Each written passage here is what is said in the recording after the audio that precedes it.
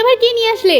দেখো না, তোমার প্রিয় মাছ। আরে এই মাছগুলো বাছতে গেলে খুব কষ্ট হয়ে যায়। এই ভালো করে রান্না করবে। ওই তো মা, মা মাছগুলো একটু কেটে দেবে? না না না না না না, মা তো চলে গেল, এখন আমাকেই কেটে বেছে নিতে হবে। আমার এই মাছগুলো খেতে অবশ্য খুব ভালো লাগে, কিন্তু বাছতে গেলে অনেক সময় লেগে যায়। এই তো চামড়াগুলো তুলে নিয়েছি, মশলার মধ্যে একটু লেবু টিপে দিয়েছি। এবার এই মাছের উপর ভালো করে মাখিয়ে নেব।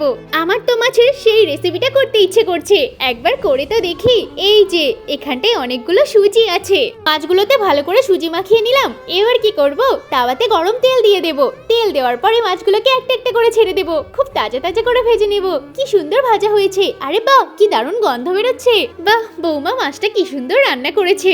আগে একটুখানি খেয়ে দেখি, আমার তো দেখেই জিভে জল চলে আসছে। দেখতেও হেভি হয়েছে আর খেতেও খুব ভালো। মা তাড়াতাড়ি রেখে দাও। ঠিক আছে রেখে দিচ্ছি। আরে খাও খাও, তোমাকে মানে বারণ করব, তুমিও একটু খেয়ে দেখো, খুব ভালো হয়েছে।